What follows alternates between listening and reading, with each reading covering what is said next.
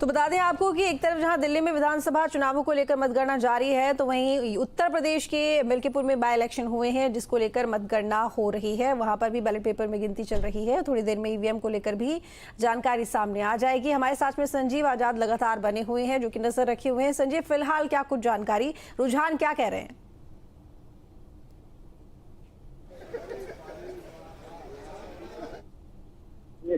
मतगणना शुरू हो चुकी है और अभी जो बैलेट पेपर है उनकी गिनती हो रही है। साथ साथ जो दिव्यांगजन है उनकी वोटों की गिनती हो रही है और अभी कुछ ही देर में जो बैलेट पेपर है उनकी गणना सामने आएगी और उसके बाद फिर जो ईवीएम की गिनती है वो शुरू होगी। ये माना जा रहा है सभी लगभग 1 घंटे समय लगेगा ईवीएम शुरू होने में और उसके बाद से फिर क्योंकि यहाँ पर 16 चेयर लगाए गए हैं जैसे ग्राउंड में और मतदान कर्मी लगाए गए, मतगणना कर्मी लगाए गए, वो जो है पूरी तरह है तो गिनती है वो भी शुरू हो गई। फिलहाल अभी जो है बैलेट पेपर की गिनती शुरू हुई है और गिनती जारी है। हालांकि अभी यात्रा नहीं आया है यहाँ पे, लेकिन कुछ ही देर में बैलेट पेपर की गिनती है उनसे जो है परिणाम आने वाले हैं और जब ईवीएम गिनती शुरू होगी तो तेजी से परिणाम आने लगी। अगर बात की जाए तो जो शुरू से सीट को लेकर जो घमासान बता रहा है, जो ताकत लगाई गई है, चाहे वो भारतीय जनता पार्टी की तरफ से हो चाहे समाजवादी पार्टी की तरफ, दोनों ने अपनी पूरी ताकत देख रखी थी। तो वही जो मतदाता है जिन्होंने मतदान किया है वो भी पूरी तरह से सीट को लेकर नजर बनाए हुए हैं, लगातार परिणाम को लेकर उत्साहित है। तो वही उस सबको देखते हुए जो अयोध्या प्रशासन ने पूरी तैयारियां कर रखी है। जो इसके जो लोग हैं उन्हीं को यहाँ पे प्रवेश दिया जा रहा है, कार्ड देखकर प्रवेश पत्र देखकर प्रवेश दिया जा रहा है और इसके साथ साथ इस बात का भी ध्यान दिया जा रहा है कि तो कहीं भी किसी तरह से लोग इकट्ठा न हो जिससे जो परिणाम आ रहे हैं उसके बाद कोई विवाद है। तो कुल मिला के ये देखा जा रहा है कि जो अयोध्या प्रशासन ने उसमें तैयारियां पूरी कर रखी है और परिणाम आना अभी कुछ ही देर में शुरू हो जाएंगे। उसके बाद लगातार इंडिया के भी परिणाम आना शुरू हो जाएंगे। ठीक है, क्योंकि देखिए ये चुनाव दिलचस्प तो है ही। दोनों ही जो दल हैं, आम आदमी माफ कीजिएगा समाजवादी पार्टी और बीजेपी, दोनों की तरफ से चुनावों में देखा गया कि किस तरीके से प्रचार प्रसार किया गया और मजबूत भी दोनों ही पार्टीज यहाँ पर है। अब तक के जो इतिहास की अगर हम बात करें मिल्कीपुर के, तो जब से मिल्कीपुर विधानसभा बना है उसके बाद से देखा गया कि सिर्फ बीजेपी 2 बार ही जीती है तमाम चुनावों में और ऐसे में 2 बार जीतने के बाद ये चुनाव काफी चुनौती भरा बीजेपी के लिए है। लेकिन बीजेपी ने तमाम मंत्रियों को यहाँ पर उतार दिया, तमाम विधायक यहाँ पर प्रचार प्रसार करते हुए दिखाई दिए। मुख्यमंत्री योगी आदित्यनाथ ने कई बड़ी रैलियां की हैं, हालांकि समाजवादी पार्टी ने भी कोई कोर कसर नहीं छोड़ी है। लेकिन हवा का रुख क्या कहता हुआ दिखाई दे रहा है? आप ग्राउंड पर हैं, ज्यादा बेहतर तरीके से बता सकते हैं। बिल्कुल, अगर बात की है तो जो मिल्कीपुर विधानसभा सीट है ये अयोध्या जनपद से ग्रामीण क्षेत्र है और यहाँ पर देखा जाए तो विकास के नाम पे जो है मैं तो कुछ पीछे रह गया है। हालांकि अगर पार्टियों की बात की जाए तो भारतीय जनता पार्टी का कभी यहाँ वर्चस्व नहीं रहा है क्योंकि यहाँ पर एक विशेष व्यक्ति कहने या फिर विशेष पार्टी का यहाँ पर हमेशा वर्चस्व रहा है। लेकिन अगर जीत हार के आंकड़ों की बात की जाए तो अंतर हमेशा ही बहुत कम रहा है। तो कुल मिला के इसी लिहाज से जो आज के आंकड़े बता रहे थे, जो मतदाता है उन्होंने साफ तौर पर कहा कि इस बार का मेरा मतदान विकास के नाम पर है और ये बहुत दिख रहा था कि जो वृद्ध हो चाहे युवा हो या दिव्यांग हो, उन्होंने मतदान के दौरान जो देखा था उसमें कहीं कहीं साफ लग रहा है कि जो बयान चल रही है, बदलाव की चल रही है, विकास की बयान चल रही है। तो इस मायने से अगर बात की जाए जो भारतीय जनता पार्टी ने पूरी ताकत लगाई है, मुख्यमंत्री योगी आदित्यनाथ इस बार सूचना जारी होने के बाद 2 बार यहाँ पहुंचे हैं और मतदाताओं को जोश भरा है। तो वही समाजवादी पार्टी ने भी चाहे वो डिम्पल यादव हो चाहे अखिलेश यादव हो, वो आकर उन्होंने रोड शो और रैली करके जो उनकी कार्यकर्ता है, जो उनके मतदाता है, उनको जोश भरा है।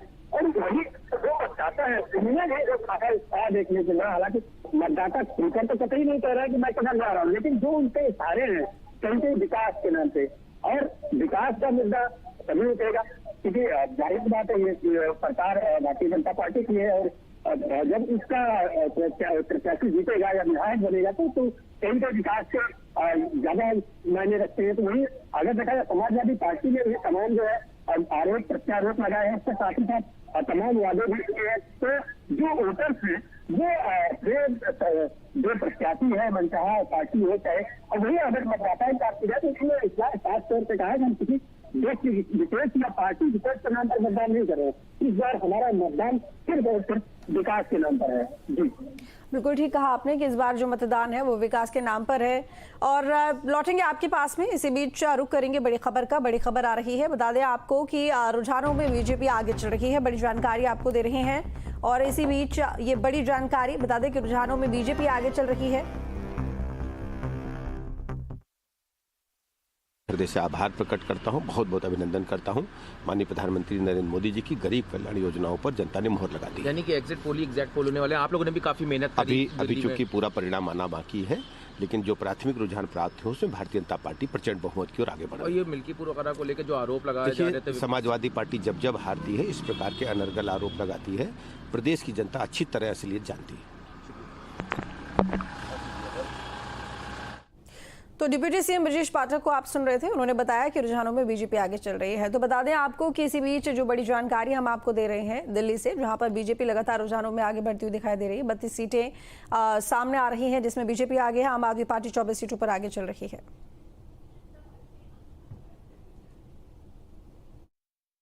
आज बेहद महत्वपूर्ण दिन है। मिल्कीपुर के उपचुनाव को लेकर के अगर बात करते हैं तो जिस तरीके से दिल्ली के लिए चुनाव महत्वपूर्ण है, वैसे ही उत्तर प्रदेश में उपचुनाव तो एक ही हो रहा है मिल्कीपुर का, लेकिन महत्व बेहद ज़्यादा है। इन सब पे बात करने के लिए उत्तर प्रदेश सरकार के मंत्री धर्मवीर प्रजापति हमारे साथ हैं। सर, एक उपचुनाव मिल्कीपुर, लेकिन महत्व बहुत है। बीजेपी के लिए नाक की लड़ाई है, साख की लड़ाई है। आखिर आज मतगणना होनी है, किस तरीके से आप आश्वस्त हैं? हम पूरी तरह आश्वस्त हैं। हम मिल्कीपुर भी हम जीतने जा रहे हैं और दिल्ली का चुनाव भी हम लोग जीतने जा रहे हैं। दिल्ली के चुनाव की अगर हम चर्चा करें तो 10 साल का कार्यकाल दिल्ली की जनता ने देखा है। केजरीवाल के जितने भी झूठे वायदे और जिस तरह से वायदा किया था, मैं गाड़ी नहीं लूँगा, बंगला नहीं लूँगा, जिस तरह से शीश महल बनवाया और शराब का जो बढ़ावा दिया, शराब में जो घोटाले हुए, जनता वहाँ की सब जान चुकी थी। और इस बार जो है जनता ने पूरा मन बना लिया था कि हम बदलाव लाएंगे और बीजेपी की सरकार बनाएंगे। तो निश्चित रूप से बीजेपी की सरकार दिल्ली में बनने जा रही है और मिल्कीपुर चुनाव भी हम लोग जीतने जा रहे हैं। मिल्कीपुर चुनाव की जीत के लिए आप क्या क्या ऐसे आधार मानते हैं जहां से लग रहा है कि बीजेपी वो सीट निकाल? देखिए, हम लोगों ने धरातल पे काम किया है। हम लोग, हमारे संगठन और सरकार दोनों ही हमारी पूरी तरह से वहाँ मिल्कीपुर में आम जनता तक पहुँचे और निरंतर प्रयास किया हम लोगों ने कि जनता हमारे पक्ष में रहे, और रही भी। परिणाम भी हमारे पक्ष में होने जा रहा है। तो मैं कह सकता हूँ विपक्ष ट्वीट करता है, हम लोग धरातल पर काम करते हैं। एक चीज माना जा रहा है कि अयोध्या का जो चुनाव था लोकसभा का, जिस तरह से वहाँ समाजवादी पार्टी जीती, कहीं ना कहीं उसका एक जवाब होगा मिल्कीपुर की जीत। निश्चित रूप से हम लोग जीतेंगे तो वो एक मैसेज जाएगा उसका। और पहले हम लोग लोकसभा के चुनाव में जिस तरह से हम लोग पीछे रह गए, अगर हम वहाँ चुनाव जीत रहे हैं तो निश्चित रूप से एक मैसेज अच्छा जाएगा। और दूसरी बात, वहाँ मिल्कीपुर में भी जनता ने समझ लिया था। जनता लोकसभा के चुनाव में आरक्षण और संविधान के बहकावे में आ गई थी, लेकिन जनता जब जान चुकी थी कि ये सब फालतू की बातें थी, जनता अब जान चुकी थी और इसलिए मन बना लिया था कि हम भाजपा के साथ रहेंगे। एक सवाल और है, क्या इस सीट की जीत और हार का अंतर जो भी आएगा परिणाम में, क्या उसे हम 2027 के साथ जोड़ सकते हैं? हम उसे सरकार के कामकाज या विपक्ष के कमज़ोर होने से जोड़ सकते हैं? देखिए, एक चीज़ तो है, जब हम कहीं परिणाम हमारे पक्ष में आता है तो सरकार का और संगठन का, सरकार का एक मैसेज जाता है कि सरकार काम कर रही है, और निश्चित रूप से एक सकारात्मक मैसेज तो जाता ही है और कार्यकर्ता में ऊर्जा भी आती है। और हारने पे विपक्ष कमजोर भी नजर आता है। निश्चित रूप से एक संदेश जाता है कि विपक्ष कमजोर है। बहुत बहुत धन्यवाद। सरकार के मंत्री धर्मवीर प्रजापति कह रहे हैं कि जीत और हार दोनों का मायने होता है। न सिर्फ मिल्कीपुर भारतीय जनता पार्टी की सरकार और संगठन अपने मेहनत से जीत रही है, बल्कि दिल्ली के भी चुनाव को लेकर के उनका कहना है कि बदलाव का दौर है, और जिस तरीके से वहां दिल्ली की जनता ने वोट डाला है, इस बार बदलाव होगा, भारतीय जनता पार्टी की सरकार बनेगी। वीडियो जर्नलिस्ट सूफी खान के साथ आलोक पांडे, न्यूज स्टेट, लखनऊ। तो मिल्कीपुर से इस वक्त की बड़ी खबर आ रही है। बता दें आपको कि मिल्कीपुर से इस वक्त की बड़ी खबर, और मिल्कीपुर में मतगणना लगातार जारी है।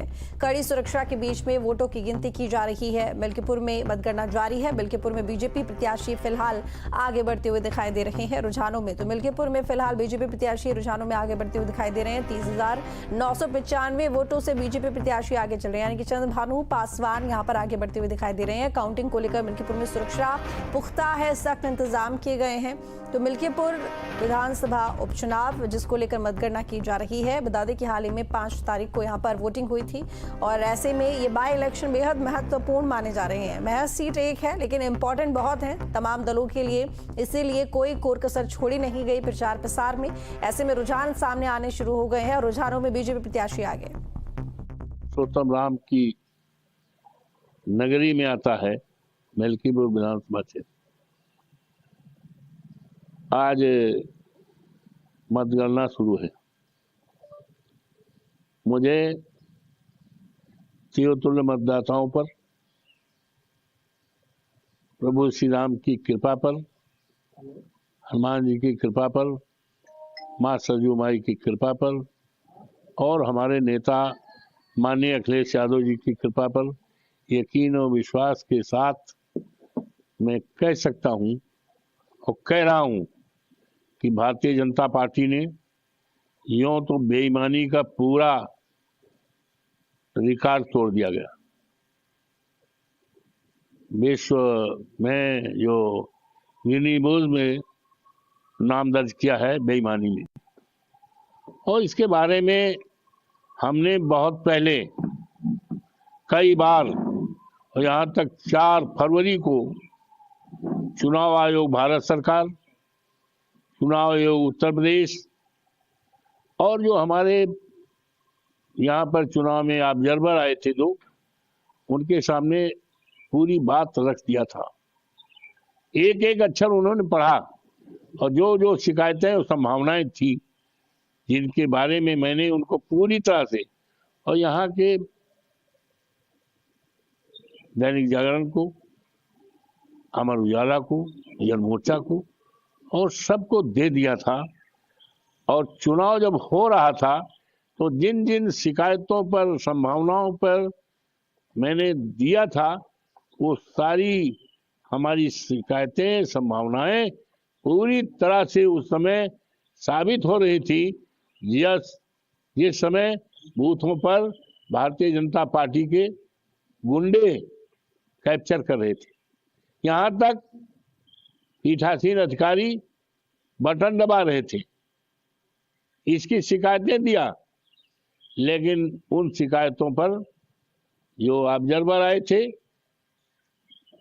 अटेंड करते थे जरूर, हाँ जी करते, लेकिन कुछ नहीं किया और पूरी तरह से लूटपाट किया गया। इसके बावजूद भी भारतीय जनता पार्टी हारेगी।